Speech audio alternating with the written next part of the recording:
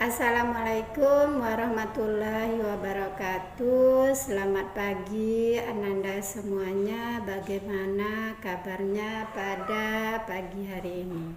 Ibu doakan Ananda dalam keadaan sehat walafiat.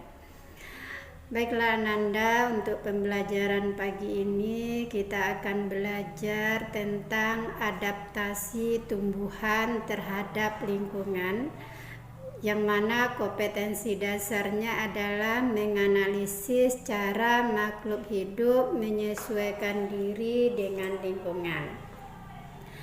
Ananda pasti bertanya-tanya atau belum pernah mendengar apa itu adaptasi.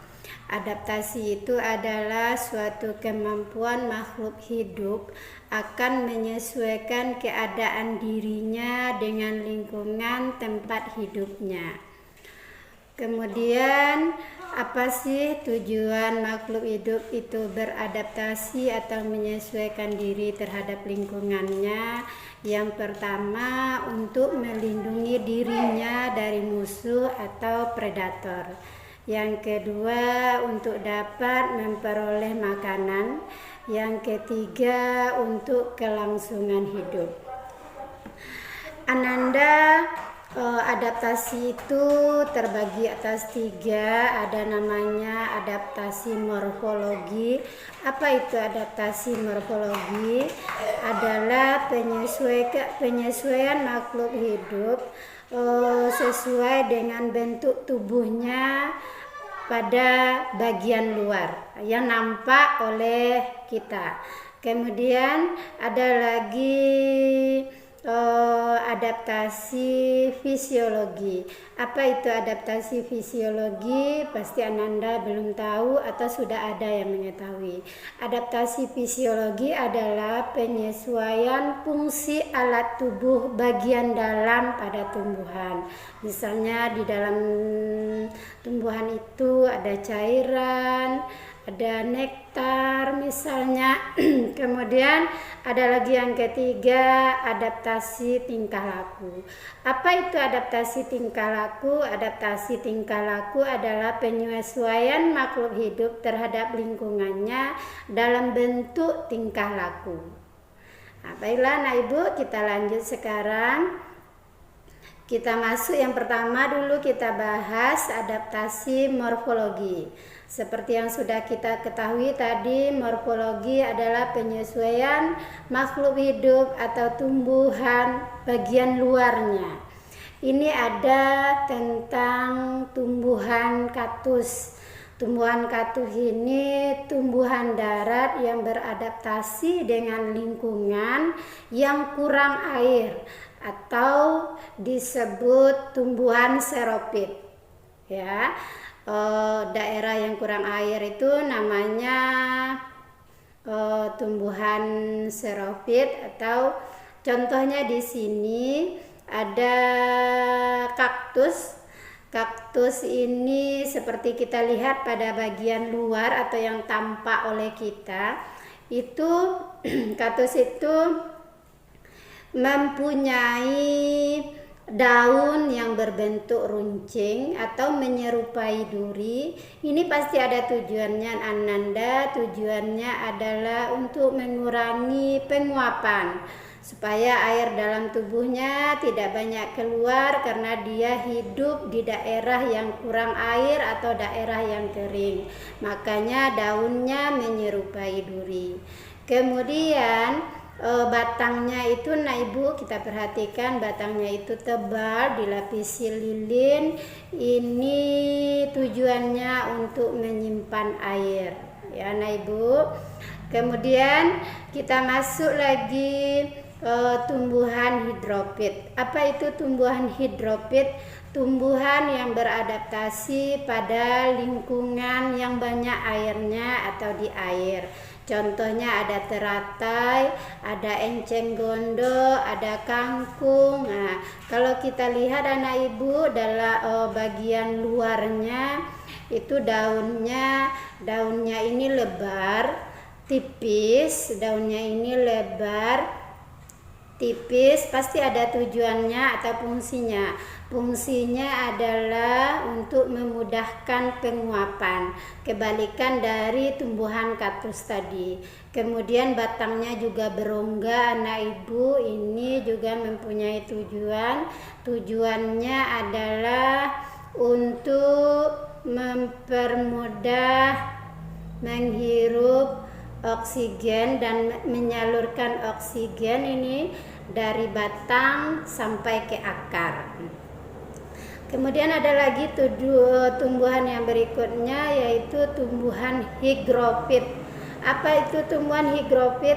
Tumbuhan higrofit adalah tumbuhan darat yang beradaptasi pada lingkungan yang lembab. Ini contohnya tumbuhan talas, anak ibu. Tumbuhan talas ini mempunyai batangnya itu juga berongga, tapi rongganya itu kecil-kecil atau sempit-sempit. Kemudian daunnya itu agak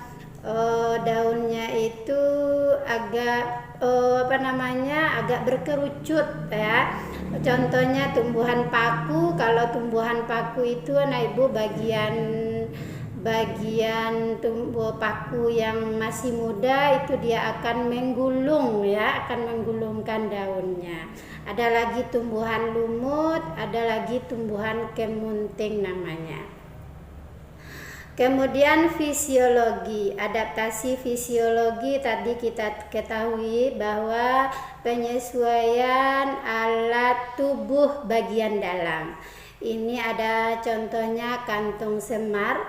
Kantung semar yang berbentuk guci.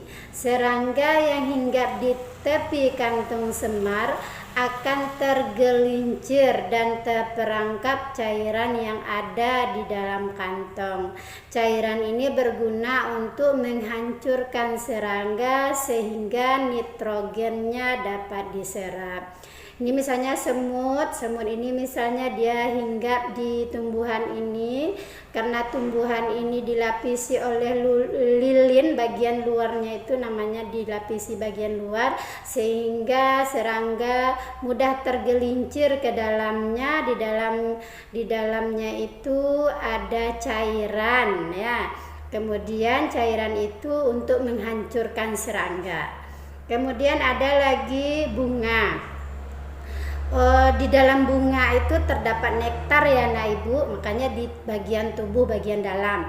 Bau khas pada bunga yang mengundang serangga untuk membantu proses penyerbukan.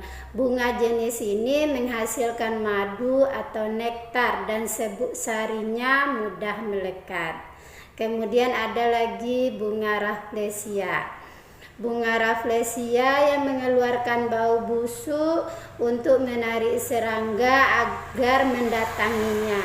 Dengan demikian, ketika serangga masuk ke dalam bunga rafflesia akan menjadi makanannya. Kemudian adaptasi yang berikutnya adalah adaptasi perubahan tingkah laku. Ini seperti kita ketahui, adaptasi tingkah laku itu penyesuaian makhluk hidup terhadap lingkungannya dalam bentuk tingkah lakunya. Yang pertama ada tumbuhan putri malu. Ini sering anak-anak ibu jumpai atau di lapangan dekat rumahnya. Tumbuhan putri malu mengatup atau menguncupkan daunnya ketika terkena rangsangan atau sentuhan. Berarti tingkah lakunya adalah mengatupkan atau menguncupkan daunnya. Ini contoh tumbuhan putri malu. Kemudian jagung. Jagung ini, daun jagung menggulung apabila udara sangat panas ya anak ibu. Kemudian ada pohon jati. Pada musim kemarau, tumbuhan jati, mahoni, kedondong, petai, bunga flamboyan itu akan meranggas atau menggugurkan daunnya. Hal ini dilakukan dengan tujuan untuk mengurangi penguapan.